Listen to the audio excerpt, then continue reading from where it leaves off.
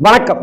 ஒரு கேள்விக்கு பதில் சொல்றது அப்படிங்கிறது கரெக்ட் இல்லையா? ஒரு கேள்வி கேட்டா பதில் சொல்லணும். ஆனா ஒருத்தர் பதில் சொல்றேன் பேர் வழின்னு என்னென்னமோ கிறுக்கி வைக்க, என்னென்னமோ போதையில வாந்தி எடுத்து வைக்க, அதற்கு பதில் சொல்லக்கூடிய இரண்டாவது முறையாக எனக்கு ஒரு கட்டாயம் ஏற்பட்டிருக்கு. என்னால அதை பார்த்துக்கிட்டு சும்மா இருக்க முடியல. இந்த அராத்து அராத்து அராத்துன்னு ஒரு அராத்து இருக்குது இல்ல, அந்த அராத்து ஏற்கனவே இளையராஜாவை பத்தி குண்டாஞ்செட்டியில குதிரை ஓட்டுற மாதிரி ஒண்ணுமே இல்லாம வாந்தி எடுத்து வச்சுது இளையராஜா சார் பத்தி. அதற்கு நான் சில பதிவுகள் போட்டிருந்தேன். அதை நிறைய பேர் பார்த்துட்டு கரெக்டு தாங்கன்னு நீங்க எனக்கு பேசுனீங்க. அதே போல இப்ப அராத்து செஞ்சிருக்கிற அடுத்த அராத்து என்ன அப்படின்னு சொன்னாக்க, மகாராஜா திரைப்படத்தை பத்தி மிக கேவலமான முறையில அந்த ஆளு எழுதியிருக்கிறார். அராத்துக்கு இதுவே வேலையா போச்சு.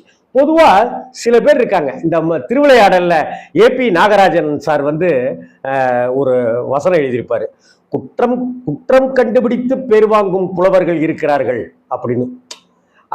அது மாதிரி இது மாதிரி குற்றத்தை கிரியேட் பண்ணி இது ஒரு குற்றம் இது ஒரு குற்றம் இது ஒரு குற்றம்னு சொல்றதுக்கு இங்க ஜெயமோகன் மாதிரி மஞ்சுமல் பாய்ஸை பிடிச்சி கிழின்னு கிழிச்சார் ஜெயமோகன். ஏன் அவருக்கு அந்த வேலைன்னு தெரியல. அதே போல சாரு நிவேதிதான்னு ஒரு எழுத்தாளர், எனக்கு நல்ல நண்பர் தான். என்னுடைய நண்பனுக்கு அவர் உறவுக்காரர் தான், வேற இருந்தாலும் வேற வழி கிடையாது. அவரும் எங்களை படம் பார்க்குற எங்களெல்லாம் நான் கேனையன்னு நினைச்சிட்டு இருக்கீங்களா அப்படின்ட்டுலாம் கேட்டிருக்காரு. இதற்கு நடுவுலையே பட்டுக்கோட்டை பிரபாகர் சார் உண்மையிலேயே ஒரு ஜென்டிலான ரைட்டர், ரொம்ப ஜென்டிலான அன்பாளர், ரொம்ப மதிக்கக்கூடிய மனிதர் அவர் மகாராஜா படம் பார்த்து விட்டு அவ்வளவு மிகச்சிறந்த முறையிலான அந்த திரைக்கதையையும் காட்சி அமைப்பையும் வந்து அவர் ஸ்லாகிச்சு எழுதியிருக்கார். இது நிறைய வலைதளங்கள்ல ஃபேஸ்புக்ல அவர் எழுதியிருக்கார். நிறைய பேர் அதை அவருடைய வலைதளத்தில் நீங்க பார்த்தாலே தெரிஞ்சுக்கலாம். இப்படிப்பட்ட ஒரு சூழ்நிலையில இந்த மஞ்சுமல் பாய்ஸ் பார்த்துட்டு ஜெயமோகன் வாந்தி எடுத்தது போல சாரு நிவேதிதா மகாராஜாவை பார்த்துட்டு எங்களை என்ன கேனையன்னு நினைச்சிட்டு இருக்கீங்களா அப்படின்னு கேட்டது போல இந்த அராத்து மகாராஜா படத்தை பார்த்துட்டு அப்படிலாம் பேசியிருக்காரு.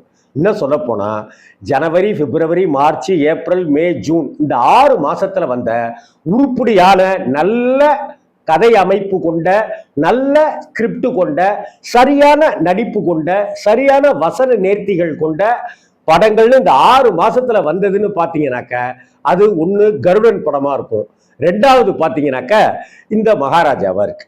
நடுவுல 100 கோடி ரூபாய் வசூலை தொட்டது அப்படிங்கிற படம்னு பார்த்தா அது அரண்மனை 4 இருக்கு. இந்த 6 மாசத்துல இந்த 3 படங்களை தவிர மிகப்பெரிய அளவுக்கு எந்த படமும் வசூலில் மிகப்பெரிய மாஸ் ஹிட்டை கொடுத்து லாபம்லாம் தந்துடல. போட்ட முதலுக்கு மோசம் இல்லைன்னு வந்த நிறைய படங்கள் உண்டு. நான் இப்ப அதெல்லாம் பேசுறதுக்கு வரல. இந்த சமயத்துல இதை பத்தி மட்டும்தான் நான் பேசுறதுக்கு வந்திருக்கேன். இந்த அராத்து அவருடைய முகநூல் பக்கத்துல கிறுக்கி வச்சிருக்கிறார், வாந்தி எடுத்து வச்சிருக்கிறார். மகாராஜாவை பத்தி முன்னெச்சரிக்கை அப்படின்னு போடுறாரு. மகாராஜாவுக்கு மாலை போட்டு விரதம் இருந்து மகாராஜா தரிசனம் பார்த்து மயிர்கால்கள் நட்டுக்கொண்டு பரவசத்தில் நடுங்கிக் கொண்டிருக்கிற மகாராஜா பக்த கோடிகள் இந்த கட்டுரையை வாசிக்க வேண்டாம். நாடா ஒரு சினிமாவை பார்த்துட்டு என்ன பக்த கோடிகள் இந்த கோடிகள்னு நீ யாரை கேலி பண்ற? பக்த கோடிகளை கேலி பண்றியா இல்ல ரசிகர்களை கேலி பண்றியா? இந்த கட்டுரையை வாசிக்க வேண்டாம். ஏற்கனவே பேதலித்து கிடக்கும் உங்கள் மனம் இன்னும் கெட்டு போய் வெறி நாயாக மாறும் வாய்ப்பு அதிகம். வெறி நாயாகன்ற வார்த்தையெல்லாம் எப்படி பயன்படுத்தலாம் அராத்து? அப்படின்னாக்கா நீ என்ன சொல்லணும்? நீ ஒரு வெறி நாய் மாதிரி பேதலித்து இதையே நீ எழுதாம இருக்கணும் அராத்து. அடுத்தாப்ல டூரிங் டாக்கீஸிலோ, டிவியிலோ, ஹோம் தியேட்டரிலோ சினிமா ஓடிக்கொண்டிருக்க அந்த நேரத்தில் கரு உருவானதால் பிறந்தவர்களுக்கு இயற்கையாக சினிமா வெறி இருக்கும். என்ன புடலங்க புண்ணாக்கு மாதிரி பேசலாம் இருந்தாலும். டூரிங் டாக்கீஸ்லயோ, டிவிலையோ, ஹோம் தியேட்டர்லயோ சினிமா ஓடிட்டு இருக்கு. அந்த நேரத்துல கரு உருவானுச்சுனாக்க பிறந்தவங்களுக்கு இயற்கையாக சினிமா வெறி இருக்குமா? அவர்களும் இதை படித்து தங்கள் விதைகளை நசுக்கிக் கொண்டு சிரமப்பட வேணாம் அப்படின்னு அறிவு ஜீவி புடலங்கா அராத்து பேசுறார் பேத்தன். Spoiler alert. விளக்கமாக விமர்சிக்க வேண்டி படத்தின் கதையை விவாதிக்க கூடும். படம் பார்க்காதவர்கள் சஸ்பென்ஸ் வேண்டும் என நினைத்தால் படிக்காதீர்கள். யாரு உன்னைய படிக்கிறாங்க? சினிமா பற்றி மட்டும் எங்கு பேசினாலும் பி உருட்டி வண்டுகள் அப்படி போல பி உருட்டி வண்டுகள் போல ஆஜராகி அரைகுறை 5 மூளையுடன் உளரும் கும்பலுக்கு பி உருட்டி வண்டுகள் என்ற பட்டத்தை பெருமையுடன் வழங்குகிறேன்.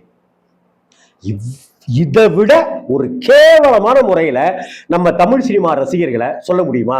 இந்த ஜெயமோகன், சாரு நிவேதிதா, இந்த அராத்தி இவங்களுக்கெல்லாம் என்னன்னாக்க, எந்த படம் நல்லா ஓடிட்டு இருக்கோ அந்த படத்தை நம்ம பத்தி கேவலமா பேசினாக்கா ஒரு அட்ராக்ஷன்.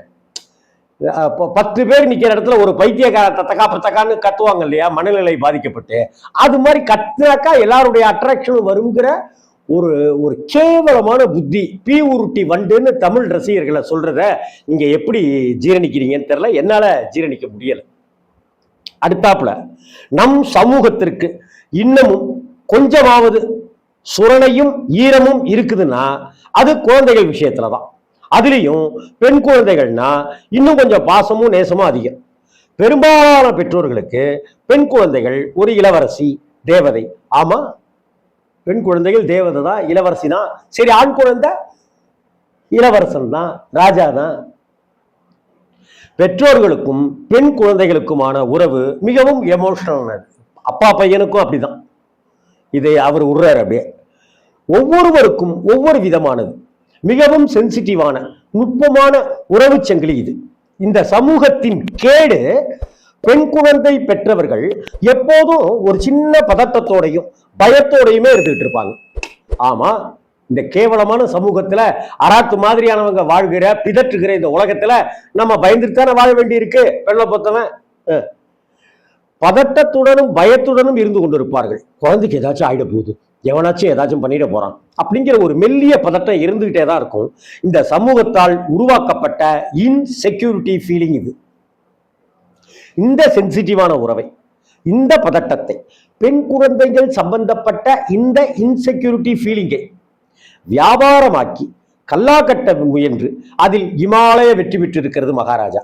நான் கேட்கிறேன், இந்த மாதிரியான ஒரு இன்செக்யூரிட்டி விஷயத்தை ஒரு பதட்டத்தோடையும் பயத்தோடையும் இன்னைக்கு சமூகத்தில் இருக்கிற பெண் குழந்தைகளை பெற்றவர்கள் இருக்கிற உலகத்துல அதை வலியுறுத்தி படம் எடுக்கிறது தானே ஒரு சித்தா நமக்குள்ளார ஒரு நல்ல பாசிட்டிவா ஒரு இப்படியெல்லாம் இருக்கக்கூடாதுங்கிற ஒரு விஷயத்த கொண்டு வந்துச்சு இல்லையா? அப்படித்தானே இதை பார்க்க வேண்டி இருக்கு. கார்கி அப்படிங்கிற ஒரு திரைப்படம் பொலேர்னு அரைஞ்சி கொடுத்துச்சே, அந்த பொலேர்னு அரைகிறதுல அரை வாங்கினதுல அராத்தும் ஒருத்தர் தானே. இதை வச்சுட்டு காசு பார்க்கறாங்கனாக்க, சுதந்திர போராட்ட காலத்துல சுதந்திரத்தை வலியுறுத்தி பாடப்பட்ட பாடல்களும் திரைப்படங்களும் சுதந்திரத்துக்கானது. இன்னைக்கு இருக்கிற காலகட்டத்துல ஒரு 12 வயது சிறுமிய பாலியல் வன்புணர்வுக்கு ஆளாக்குற மிக கேவலமான உலகத்துல நம்ம வாழ்ந்துட்டு இருக்கும் போது இப்படியான படங்கள் வந்து நம்மளை ஏதோ ஒரு வகையில நமக்குள்ளார இருக்கிற ஒரு ஜாக்கிரதை உணர்வை அதிகப்படுத்துறதா தான் நான் பார்க்கிறேன். இவன் அதை காசாக்குறாங்க அப்படின்னாரு. சரியா, அப்படிலாம் இல்லாம ஒரு சினிமாவை காசாக்குறதுக்கு என்ன செய்யணும் அதை சொல்லுங்க. ஒரு சினிமா வியாபார ரீதியா வெற்றி அடையணும் இல்லையா? அப்படி வெற்றி அடையறதுக்கு என்ன செய்யணும்? ஒரு சினிமா வியாபார ரீதியாகவும் வெற்றி அடைய வேண்டும். ஒரு சினிமா ஏகோபித்த ரசிகர்களையும் கவர வேண்டும். ஏகோபித்த ரசிகர்களை கவர்ந்த சினிமா வியாபார ரீதியில் தோற்றதும் நடந்திருக்கு. வியாபார ரீதியில வெற்றி அடைந்த சினிமா ரசிகர்களால ஏற்றுக்கொள்ளப்படாமலும் இருந்திருக்கு. இது ரெண்டும் ஒரு புள்ளியில வர்றது மிக மிக மிக மிக அபூர்வமான விஷயம். அப்படி ஒரு அபூர்வத்துல ஒண்ணுதான் மகாராஜா திரைப்படம். இதுல உனக்கு என்ன வருத்தம்? அவன் வியாபாரம் லாபம் சம்பாதிச்சிட்டாங்கிறது உனக்கு என்ன கோபம்? அதுல இன்னைக்கு படம் வந்து 100 கோடி ரூபாயை சம்பாதிச்சிருக்கு. படத்துக்கு ரிப்பீட்டட் ஆடியன்ஸ் வந்திருக்காங்க. இதுல உனக்கு என்ன ராசா வருத்தம்? சரி, சினிமாவை பல வகையாக பிரித்தாலும் கமர்ஷியல் சினிமான்னு மாற்று சினிமா, அதாவது மாற்று சினிமாங்கிறது நல்ல சினிமா, உலக சினிமா அப்படின்னு நம்ம வசதிக்கு 2ஆக எடுத்துக்கலாம். கமர்ஷியல் சினிமாவிலையும் வன்புணர்வு காட்சி வரும். அதுவும் தற்போது குறைஞ்சிருக்கு. கமர்ஷியல் சினிமாவில் வன்புணர்வு காட்சிகள் பெரும்பாலும் எப்படி வரும்? வயசுக்கு வந்த ஹீரோயினையோ ஹீரோவோட தங்கையோ வில்லன் ரேப் செய்வான், ஹீரோ பழிவாங்குவான். அந்த வன்புணர்வு காட்சிகள்ல சினிமாத்தனமும் நாடகீயத்தனமும் மேலோங்கி இருக்கும். படம் பார்க்கிறவங்களை உணர்வு பூர்வமாக பெருமளவுல பாதிப்படைய செய்யாது. ஒரு சின்ன பழிவாங்குற உணர்ச்சியோடு கடந்துருவோம். எப்படி? சரி, சிறுமிகள் பாலியல் பலாத்காரம் செய்யப்படுவது இல்லையா, அதை சினிமாவில் காட்டக்கூடாதா அப்படின்னு கேட்கலாம். நிச்சயம் செய்யலாம் அவர் சொல்றாரு.